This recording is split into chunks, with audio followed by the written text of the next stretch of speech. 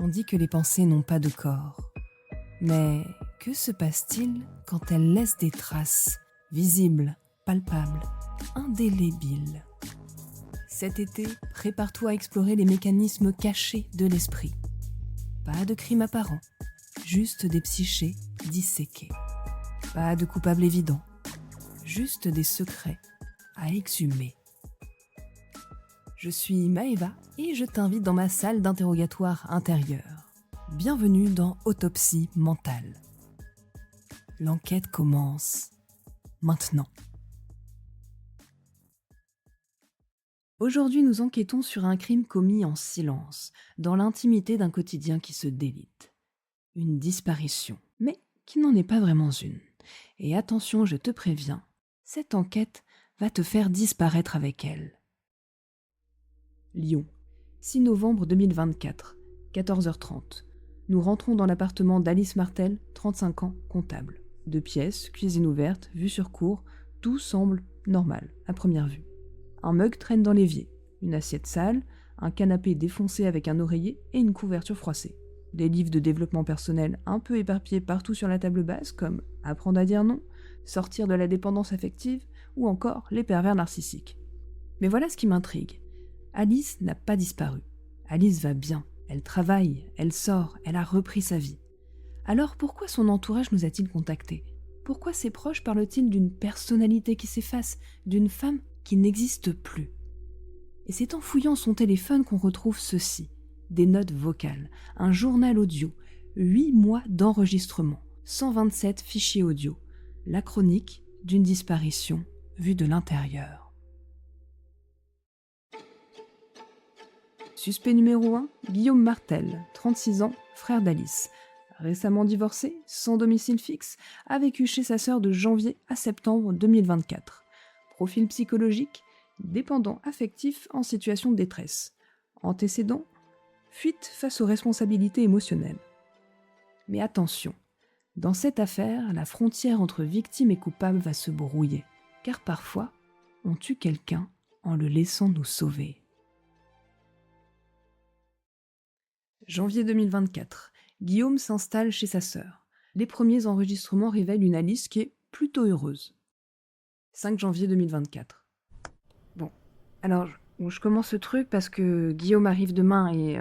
enfin bref, j'ai envie de marquer un petit peu tout ça, de laisser une trace, de me souvenir quoi de tout ça. Pauvre Guillaume, il traverse une période vraiment difficile, il vient de divorcer, et puis Marie, sa femme, elle lui a tout pris quoi. La maison, la garde des enfants, la moitié des économies. Et bien sûr, moi je veux l'aider. Papa, il aurait dit « aide ton frère ». Donc bon, je suis là, puis je me dis que ça me fera de la compagnie, et puis de toute façon, bon, l'appart est grand, donc on va pas se marcher dessus, ça va. 8 janvier. Guillaume s'est installé sur le canapé. Il a ramené 2 gros sacs et cette putain d'odeur de clope froide dans ses fringues. Mais bon, il fait des courses, il range un peu. Hier soir, c'était assez sympa, on a regardé Taxi Driver comme quand on avait 15 ans. J'ai un peu percuté sur un truc parce qu'il m'a dit « Sandy, tu sais toujours quoi dire ». Et en fait, c'est marrant parce que j'ai rien dit, on a juste mangé des chips en silence, mais bon, c'était sympa, tranquille. 10 janvier. J'ai entendu Guillaume pleurer cette nuit. C'était pas fort, il hurlait pas à la mort, mais bon, moi j'entends tout à travers la cloison. Ce matin, il avait les yeux gonflés et il s'était excusé pour le mug qu'il avait laissé sur la table, en me disant « Mais Sandy, t'es sûre, hein, je veux vraiment pas te déranger ?» Bon, c'était mignon, attentionné, et du coup, moi après, j'ai juste fait du café pour nous deux, et c'est vrai que ça faisait longtemps que j'avais pas préparé 2 tasses le matin, donc ouais, c'est chouette, ça fait du bien d'avoir quelqu'un à nourrir. Les premiers signaux sont là, déguisés en bienveillance. Alice trouve du sens à nourrir, à soigner, et Guillaume teste doucement les limites avec des petites négligences, et puis après s'en excuse. 15 janvier. Truc bizarre hier soir. J'ai surpris Guillaume en train de regarder des photos sur mon téléphone pendant que je faisais la vaisselle. Enfin, c'est pas qu'il me l'a volé mon téléphone, je l'avais laissé sur la table et quand je suis revenue, il regardait mes photos de vacances. À un moment, il m'a dit que j'avais l'air super heureuse en Grèce. Et je lui ai dit oui, j'étais heureuse, c'était super. Et puis là, c'est bizarre, il a eu cette expression un peu, je sais pas comment dire, triste ou jalouse, j'ai du mal à mettre les mots. Et puis il a sorti ce truc un peu déprimant de « Ah, ça doit être bien d'être heureuse toute seule ». Ouais, donc ça m'a mis un petit peu mal à l'aise. 20 janvier. Sophie devait venir ce soir. J'avais prévu de faire des lasagnes parce qu'elle adore mes lasagnes. Et bon, Guillaume, lui, était sur le canapé depuis ce matin, en pyjama devant Netflix, pas trop d'humeur à voir du monde. Donc quand je lui ai dit que Sophie venait, il a fait une tête bizarre, et puis il m'a dit un truc aussi un peu étrange, genre, mais vous allez parler de moi? Je lui ai dit, bah non, pourquoi est-ce qu'on parlerait de toi? Et puis il a haussé les épaules, il m'a dit, je sais pas, j'aimerais juste pas être un poids, quoi. Donc bon, j'ai finalement proposé à Sophie qu'on se voit en dehors, quoi. Guillaume, lui, j'ai l'impression que ça l'a soulagé. Et moi, je sais pas trop pourquoi j'ai fait ça. 25 janvier. Guillaume a eu son premier entretien aujourd'hui. Il était hyper stressé ce matin, il tournait en rond dans la cuisine en enchaînant clope sur clope.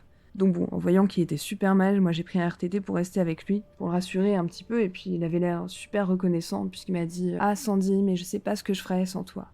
Et bon, au final, il est allé passer son entretien, ça s'est bien passé, et le soir, on a fêté ça, pizza, bouteille de vin, et puis Guillaume avait vraiment comme retrouvé le sourire, et puis il est beau quand il sourit, ça faisait longtemps que je l'avais pas vu comme ça. Premier RTT sacrifié pour rassurer. Premier dîner avec une amie annulé, Guillaume installe sa mélancolie comme un parfum qui imprègne l'appartement d'Alice. Février-mars 2024. L'étau se resserre imperceptiblement. 2 février. Bon, cette fois, Guillaume a raté son entretien aujourd'hui. Il était, mal, au bout de sa vie, il s'est mis à pleurer dans la cuisine en disant qu'il était un gros loser. Enfin, il a pas dit loser, il a dit qu'il était foutu, que personne voudrait jamais de lui. Et du coup, j'ai passé 2 heures à le rassurer et j'avais un truc prévu avec Sophie, mais bon, j'ai annulé encore. Et puis, Guillaume, il a capté que j'avais annulé avec Sophie, donc il m'a dit « Ah Sandy, tu fais ça pour moi ?» Et puis il me disait ça avec ses grands yeux de chien battu, et oui, j'ai dit oui, bien sûr. Enfin bref, Sophie, elle est déçue, mais bon, je pense qu'elle peut comprendre, même si elle m'a dit encore. Bon, j'espère qu'elle fera pas trop la gueule, je lui ai pas dit que c'était à cause de Guillaume, j'ai dit que je me sentais pas très bien ce soir. 8 février. Guillaume mange pas, ou alors il grignote mes trucs dans le frigo sans rien dire. Ce matin, j'ai remarqué qu'il y avait plus de yaourt, plus de jambon. Bon, j'ai rien dit parce qu'il fait ses courses de temps en temps, mais lui, il achète toujours des trucs pour lui, genre des bières, des clopes et des plats préparés dégueux. Donc bon, c'est pas grave, c'est juste que je me dis maintenant, je vais acheter pour nous deux si je veux que le frigo soit rempli, quoi. Un peu comme si on était en couple, coloc, bizarre, enfin bon, bref, c'est con. 12 février.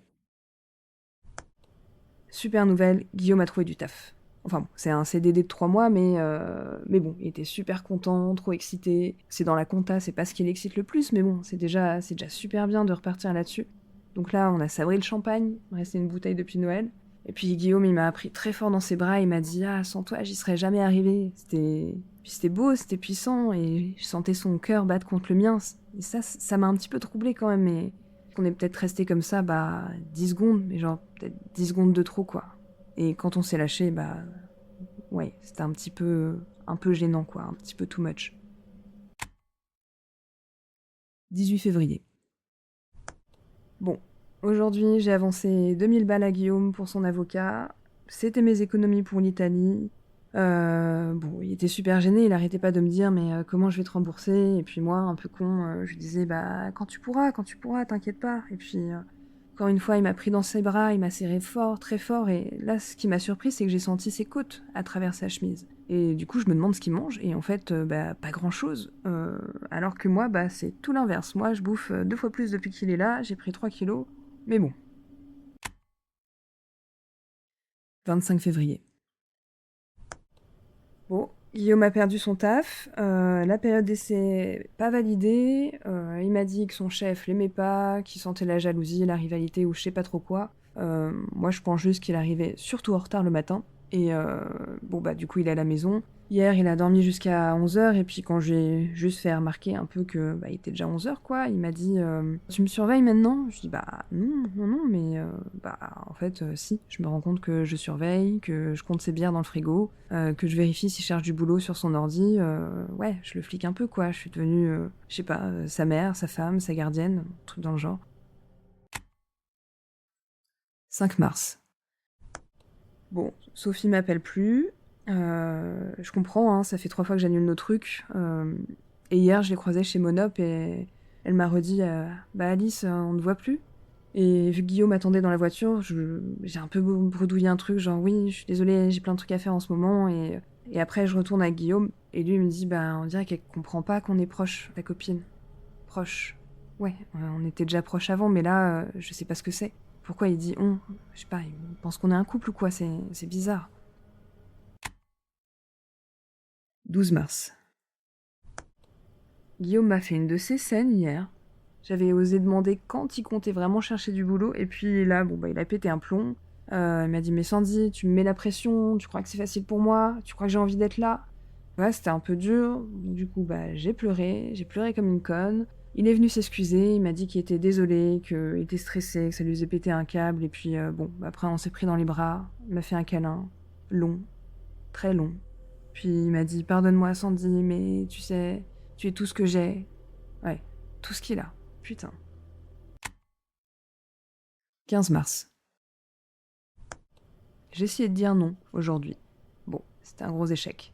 Guillaume voulait que je l'accompagne chez le médecin parce qu'il a mal au dos en ce moment. Bah, moi j'avais une réunion super importante au taf, celle pour la promotion, et j'ai commencé à dire à Guillaume que bah, j'avais un truc important quand même, et puis il a fait une de ses têtes, cette tête du gamin abandonné, et là il m'a dit Ah ok, je vais me débrouiller, mais sur un ton, putain, ça m'a saoulé. Et en même temps, bah, trop bonne, trop conne, j'ai appelé mon chef pour repousser. Donc bah Guillaume, il était soulagé, et moi j'étais, bah, je sais pas, en colère, soulagé, je sais plus. La réunion, bah, elle a été repoussée dans un mois, et ma promotion, bah, elle va attendre quoi. 22 mars. Grosse dispute, hier soir. Guillaume m'a dit que j'étais envahissante. Moi, envahissante, alors que je suis juste chez moi. Je lui avais juste demandé s'il voulait que je lui réchauffe son plat. Puis il m'a sorti Mais Sandy, j'ai 36 ans, je peux réchauffer mes pâtes. Et je lui ai dit oui, bon, après j'ai eu un petit peu honte quoi, j'ai réalisé. Parce qu'en plus c'est moi qui lui ai acheté ses pâtes avec mon fric dans mon appart. Mais c'est moi l'envahissante, sérieux quoi. Bref, ça m'a mis hors de moi, je suis allée pleurer dans les toilettes, comme une conne. Et après, bah, il est venu me voir, il a toqué à la porte pour s'excuser en me disant Sandy, je suis désolée, je suis un connard. Et puis moi, j'ai ouvert, je l'ai consolé. J'ai consolé celui qui venait de me faire pleurer. Bon. Tu vois le pattern qui se dessine? Guillaume attaque, puis s'excuse. Alice pleure, puis console. Un cycle toxique qui s'accélère. De mars à juillet 2024, Alice tente de résister. Chaque tentative révèle la profondeur du piège. 2 avril. J'ai appelé maman aujourd'hui. Je lui ai dit, enfin, j'ai essayé de lui expliquer pour Guillaume que ça devenait un peu bizarre, et puis seule réponse qu'elle m'a dit c'est Alice, ton frère traverse l'enfer, heureusement qu'il t'a. Bah oui, heureusement qu'il t'a, bah, merci. Puis je lui ai dit, et moi maman, bah j'ai quoi? Bon, elle a pas compris la question, elle m'a dit, bah t'as Guillaume. Je me suis dit, putain, elle comprend rien. Et en plus, elle a rajouté, oui, mais vous avez toujours été fusionnels, vous deux. Fusionnels? Ouais, je sais pas si c'est le bon mot. J'ai plutôt l'impression que c'est moi qui me sacrifie depuis toujours, mais bon. 8 mai. Je repensais à Guillaume quand il était petit.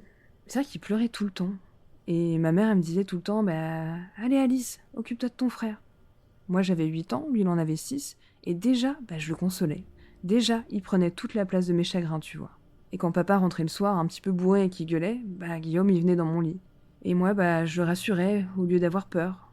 J'ai même oublié d'avoir mal quand papa est mort, c'est dingue. J'étais tellement occupée à consoler Guillaume. Et puis maman qui me disait, mais Alice, tu es si mature pour ton âge. Ouais, mature ou juste éteinte. 15 mai. J'ai essayé de sortir hier soir, toute seule, comme une grande, juste aller au ciné, se faire un petit film, pour me sentir juste moi quoi. Quand je suis partie, Guillaume il était affalé sur le canapé, en caleçon, à regarder Netflix. Quand je lui ai dit que je partais, il faisait la gueule, il m'a dit mais bah tu me laisses tout seul. Je lui ai dit bah Guillaume, t'as 36 ans. Il m'a dit oui mais bon c'est chiant d'être seul quand on déprime. Évidemment j'ai failli rester, ça m'a fait douter, mais je suis partie. Le film était pourri. Et je sais pas pourquoi, j'ai pleuré pendant tout le générique. Peut-être de soulagement. Peut-être de 2 heures sans me préoccuper de Guillaume. Parce que là, franchement, ça commence à faire long. 25 mai. Guillaume a dit un truc super bizarre hier. Il a dit Sandy, avec toi, je me sens enfin compris, pas comme avec Marie. Bon, là j'ai rien répondu, j'ai juste hoché de la tête, et je me suis demandé après coup, mais pourquoi est-ce qu'il me compare à son ex? Parce que bah on est frères et sœurs, bordel, c'est pas comparable. Et du coup, bah j'arrête pas de repenser à cette phrase, pas comme Marie. Et je me demande, mais bah qu'est-ce qu'il attend de moi au juste? Et puis hier soir, on regardait un film, il a posé sa tête sur mon épaule, genre comme ça, naturel. J'ai pas bougé, c'était troublant, c'était pas désagréable, mais je commence à me demander si c'est normal en fait ou pas. 2 juin. Guillaume a encore pété un plomb cette nuit, du coup bah il a frappé à ma porte à 3 heures en me disant «Sandy, j'ai peur de finir seule comme papa». Ouais, sauf qu'en fait papa il était pas seul en vrai, papa il nous avait, mais bon, j'ai rien dit, j'ai fait du thé. On a parlé toute la nuit, on a parlé de son divorce, de ses échecs, de sa peur de vieillir. Et moi, bah, mes angoisses, je les ai gardées pour moi, mes insomnies, mes kilos en trop, ma promo ratée. Bon, bah Guillaume prend toute la place, quoi, comme d'hab. Du coup, j'étais claquée, je suis arrivée en retard au taf. Problème de famille, j'ai dit, et puis, est-ce que c'est vraiment ça un problème de famille ou est-ce que c'est moi le problème? 15 juin. J'ai croisé Claire ce matin au café d'en bas, et puis elle m'a dit un truc, elle m'a dit «Alice, t'as l'air éteinte». Et je me suis dit oui, c'est vrai. Je me suis regardée dans la vitrine en partant. C'est vrai que mes cheveux sont ternes, j'ai les épaules rentrées, un peu une ombre, quoi. Même ma façon de marcher a changé. Avant, je marchais vite, je regardais droit devant moi, j'avais des endroits où aller, et maintenant, je sais pas, je traîne les pieds, je regarde par terre. Puis Guillaume qui était là, qui après me dit mais c'est qui cette ancienne collègue là Elle est pas sympa, hein, elle avait l'air de te juger, hein.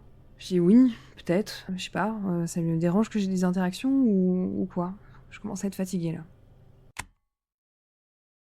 20 juillet.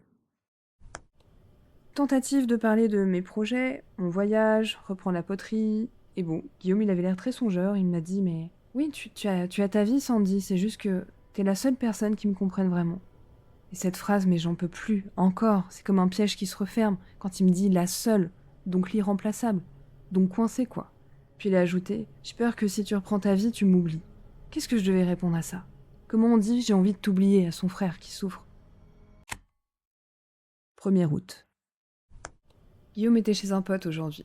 J'avais toute la journée toute seule. Et pourtant, bah, j'ai tourné en rond. J'ai commencé à ranger mes affaires et bah, j'ai arrêté. Pourquoi? Pour qui? Je sais plus. Parce que j'ai regardé mes livres et j'avais cette drôle d'impression qu'ils appartenaient vraiment à quelqu'un d'autre. Quelqu'un que j'étais peut-être avant, mais avant quoi? Avant Guillaume? Mais Guillaume, il a toujours été là, c'est mon frère. Alors avant quoi? Et du coup, je me demande, c'est quand la dernière fois où j'étais vraiment heureuse et je trouve pas. Et c'est flippant. Alice se perd dans ses propres souvenirs. Guillaume n'est plus un invité temporaire, il est devenu le centre de gravité de son existence. Septembre 2024. Le piège se révèle dans toute sa perversité. 10 septembre. Guillaume, il a trouvé du travail à Toulouse. Il part.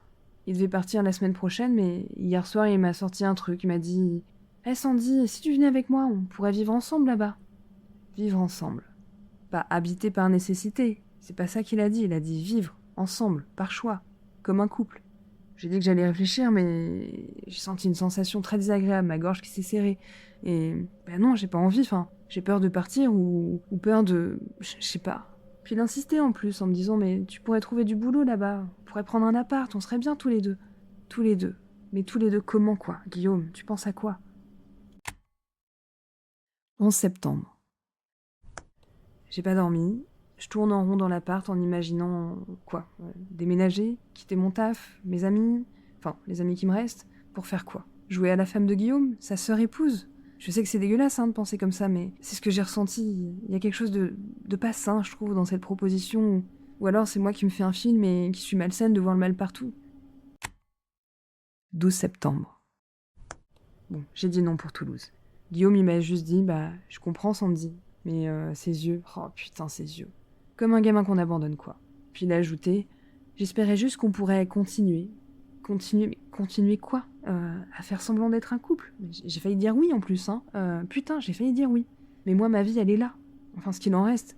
Et le soir, en se disant bonne nuit, il m'a fait un câlin. Câlin bizarre, un câlin trop long. Un câlin où il avait ses mains sur mes hanches. Quand il m'embrassait sur la joue, il a effleuré le coin de ma bouche. J'ai reculé. Il a ri. Moi pas. J'avais envie de vomir. 13 septembre. Guillaume fait sa valise. en silence, avec une tête de martyr incroyable. Il soupire, il range ses affaires comme si chaque objet était lourd de reproches. J'ai l'impression qu'il m'en veut, mais j'essaie de parler normalement, mais lui, il me répond par monosyllabe. Quand je lui ai demandé tout à l'heure à quelle heure il partait demain, il m'a juste dit « tôt ». Je lui ai demandé aussi « tu veux que je te prépare un truc pour la route ?» Non. Comme si j'étais devenue son bourreau, quoi. Alors que bon, le mec, il oublie juste que je viens de lui sauver la vie pendant 8 mois, mais bon. 14 septembre. Guillaume devait partir ce matin. Hier soir, il m'a dit « Merci Sandy pour tout ce que tu as fait, tu m'as sauvé la vie ». Et sa voix était un peu bizarre, genre triste et soulagée en même temps. Et puis il a ajouté un truc. Il a dit « J'espère que tu me détesteras pas ». Je me suis dit « Pourquoi ? Pourquoi je te détesterais ?» Et ce matin, je me suis levée pour lui dire au revoir et... plus rien. Ses affaires ont disparu, pas un mot, pas un post-it, rien. Comme s'il avait jamais existé. 15 septembre. Putain, Guillaume répond pas, j'ai appelé 1 fois, 2 fois, 30 fois, messagerie directe, mon cœur bat comme un ouf, je sais pas ce qui s'est passé, est-ce qu'il y a eu un accident ici. Et puis, je regarde son mug dans l'évier et c'est bête, hein, mais j'ose pas le laver, comme si ça allait le faire revenir, j'en sais rien, c'est super con. Et puis je suis allée voir dans sa chambre, enfin, sur le canapé. Il a oublié un t-shirt, j'ai ramassé, j'ai senti son odeur, cette espèce de vieille odeur de clope froide et de tristesse, et j'ai pleuré dessus comme une folle. 16 septembre. Bon, du coup, j'en peux plus de pas avoir de nouvelles, j'ai appelé son ex, Marie. C'était une conversation super bizarre, où elle m'a dit « Mais tu sais, Guillaume, il a toujours fait ça. Il disparaît quand ça devient trop compliqué émotionnellement. » Trop compliqué ? Mon amour de sœur, c'est compliqué. Ma maison, c'est compliqué. Je comprends pas là. Puis elle a ajouté un truc. Elle m'a dit « Mais il reviendra sûrement, tu verras, dans quelques semaines quand il aura besoin de quelque chose. » De quelque chose ? Pas besoin de moi, besoin de quelque chose. C'est ce qu'elle dit. Ok. 20 septembre. Ça fait 1 semaine. Ça fait une putain de semaine sans nouvelles. J'ai appelé les flics, je suis allée les voir, et bien sûr, ils me disent « les adultes ont le droit de disparaître, madame, hein. » Oui, enfin, sauf que Guillaume, moi je le connais, il disparaît pas comme ça. Donc j'ai donné son signalement, sa plaque d'immatriculation. J'avais l'impression que je faisais chier un petit peu l'agent. La seule question qu'il m'a posée, c'est « Il a des problèmes mentaux, mon frère ?» Non, enfin, si, enfin, je sais plus. Ou c'est moi qui en ai. Bref. 25 septembre. J'ai rappelé les keufs. Bon, ils ont fait des vérifications, cette fois, à force d'insister. Et devine quoi ? Guillaume, il va super bien. Il bosse à Toulouse depuis 2 semaines. Mais 2 semaines, il n'a jamais été en danger. Il s'est juste barré comme ça, comme un crevard, sans prévenir, sans dire au revoir. Et au téléphone, j'ai juste dit « Ah tant mieux », et puis, quand j'ai raccroché, je tremblais comme une feuille. Mélange de soulagement, de rage. Je me suis surprise à vouloir l'appeler pour l'engueuler, puis à détester cette envie, puis à culpabiliser. Enfin, je sais plus où j'en suis. Donc là, tu vois, Guillaume a orchestré sa disparition. Pas d'accident, pas de drame, juste une fuite calculée pour maximiser la culpabilité d'Alice. 3 octobre. Marie m'a rappelé, elle m'a expliqué des trucs sur Guillaume. Elle m'a dit « Mais tu sais, Alice, il a toujours été comme ça. Il cherche quelqu'un, il s'installe, il prend tout, puis il se barre quand ça devient trop lourd à porter. » Elle a ajouté un truc. Elle m'a dit « Avec moi, ça a duré 10 ans, vous, ça fait 8 mois. Dis-toi que t'as de la chance. » De la chance ? Sérieux ? Guillaume enfant, toujours en demande, jamais rassasié. Et puis Marie qui me dit « Il vide les gens, Alice. Moi, ses amis, ses collègues. Il ne s'en rend pas compte, mais il aspire tout l'amour qu'on lui donne. Ça suffit jamais. » Je crois que c'est le bon mot, ça. Aspire. Le mot me hante, mais ouais, comme un putain de vampire émotionnel. 8 octobre. Je me refais le film de ces 8 mois. De mes amis qui sont partis, de Sophie, de Claire, et même ma collègue Nathalie que j'aimais pas trop, mais bon, même elle me manque. Mon voyage en Italie, il est annulé, vu que j'ai plus de thunes parce que j'ai donné mes 2000 balles pour l'avocat, plus les courses, plus les restos, les trucs qu'il cassait et que je remplaçais, bref. J'ai arrêté la poterie, j'ai raté la promotion de l'année, voilà. Pourquoi ? Pour un merci vite fait et une fuite ? Pourtant Guillaume, il a jamais dit « Mais Alice, sacrifie-toi pour moi !» Il disait juste « Mais tu me comprends tellement !» Et moi, idiote, je traduisais par « Donne tout ». Super. Bravo Alice, 35 ans et encore scotché au téléphone à supplier un frère de bien vouloir donner des nouvelles. C'est drôle. J'ai été son ange gardien. Maintenant, je suis juste un fantôme dans ma propre vie, quoi. 12 octobre. Bon, j'ai un peu fait les comptes. 2000 balles d'avocat, 500 balles de courses en plus par mois, 200 balles de facture d'électricité parce que monsieur restait en pyjama devant Netflix toute la journée.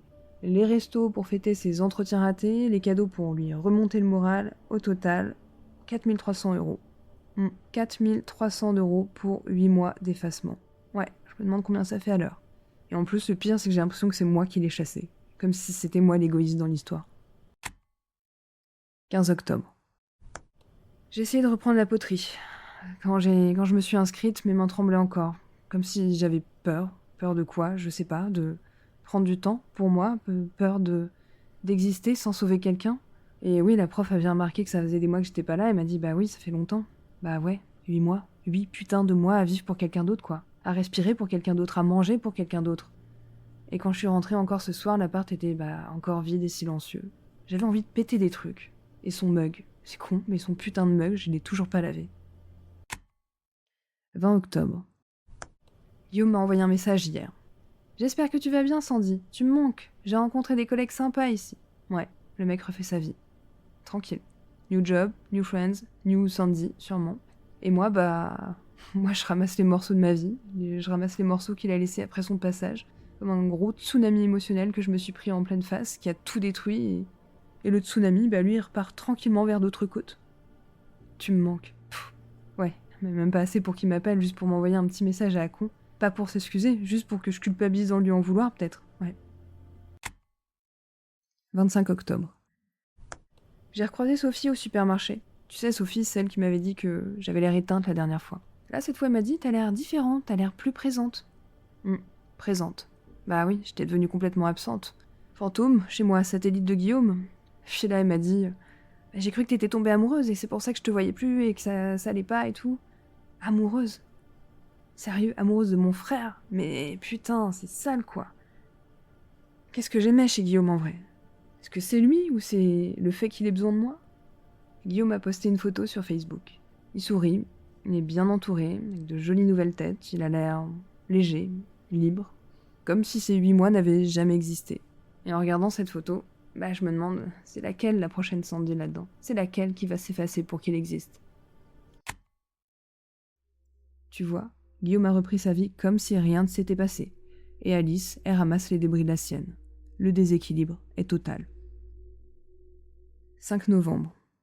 Dernier enregistrement. Guillaume m'a appelé hier. M'a demandé si j'en voulais. Ouais, très bonne question, mais non. Et c'est peut-être ça le plus troublant. Je lui en veux même pas. Parce qu'en vrai, il a jamais été méchant. Il m'a jamais rien demandé explicitement, il a juste pris. Pris quoi? Pris tout ce que je donnais. En me remerciant, en pleurant de gratitude, sans se poser de questions. La vraie question, c'est pas pourquoi Guillaume m'a aspiré, c'est pourquoi moi je me suis laissée aspirer. Est-ce que j'aimais Guillaume? Ou est-ce que j'aimais me sentir indispensable? Ou est-ce que je le sauvais? Ou est-ce que je me sauvais de ma propre vacuité, de ma solitude, de mon vide? Je sais plus, je sais pas. Et Guillaume m'a dit un truc hier. Il m'a dit tu sais Sandy, j'ai toujours eu peur d'être seule, mais depuis que je suis tout petit quoi. Tu te souviens quand papa buvait et que je venais dans ton lit? Bah oui, je me souviens. Papa qui buvait, maman qui pleurait, Guillaume qui se réfugiait dans ma chambre. Moi qui le consolais au lieu de pleurer. On a appris ça, petit. Lui à prendre, moi à donner, jusqu'au vide. C'est notre éducation familiale, quoi. Le garçon qui prend, la fille qui donne, même adulte, c'est pareil. Et aujourd'hui, je crois que je sais même plus trop qui je suis sans avoir quelqu'un à sauver. Mais je vais apprendre. Guillaume, lui, refait sa vie à Toulouse, et peut-être que lui, il apprend à quelqu'un d'autre à disparaître. Parce que c'est ça, son amour, absorber, jusqu'à ce qu'il n'y ait plus rien. Puis repartir quand c'est vide. Alors je me demande si aimer, est-ce que c'est parfois disparaître? Et est-ce qu'on est tous des aspirateurs d'amour pour quelqu'un? Est-ce qu'on est tous des batteries qui se vident pour quelqu'un d'autre? Cette nuit, j'ai fait un rêve. J'ai rêvé que j'étais un fantôme. J'étais transparente, tous les gens passaient à travers moi. Même dans mon rêve, j'existais pas. Putain, c'était flippant. Je sais pas ce qui me hante le plus en vrai. Qu'il soit parti ou qu'il me manque encore. Voici la fin du journal d'Alice Martel, le 5 novembre 2024. 3 semaines après la fin de son journal, Alice reçoit ce message de Guillaume. « Salut Sandy, tout va bien ici, le boulot se passe super bien. J'ai trouvé un appart sympa près du centre. J'espère que tu vas bien de ton côté. Bisous. » Tout va bien, comme si rien ne s'était passé, comme si 8 mois d'aspiration émotionnelle étaient normaux. Guillaume, bien sûr dans sa logique, ne voit même pas la gravité du crime qu'il a commis. Pour lui, c'était juste la vie de famille. 6 décembre 2024. Je sais pas vraiment pourquoi, mais je recommence à enregistrer là. J'ai besoin. Guillaume m'a envoyé un message hier et Et j'ai eu envie de lui répondre, donc j'ai tapé « moi aussi je vais bien », puis j'ai effacé. Et j'ai tapé « tu me manques ?» et du coup j'ai effacé aussi. Au final j'ai rien envoyé, mais je sais pas je sais pas si j'arrive vraiment à... Alors, Alice Martel, victime ou coupable ? Écris victime si tu penses qu'elle a été aspirée malgré elle par un frère manipulateur. Écris coupable si tu penses qu'elle a choisi de s'effacer pour exister à travers Guillaume. Voici les ressorts psychologiques de cette tragédie intime. Côté Guillaume, pattern de dépendance affective avec extraction d'énergie. Il ne manipule pas consciemment, il survit. C'est comme un noyé qui entraîne son sauveteur vers le fond.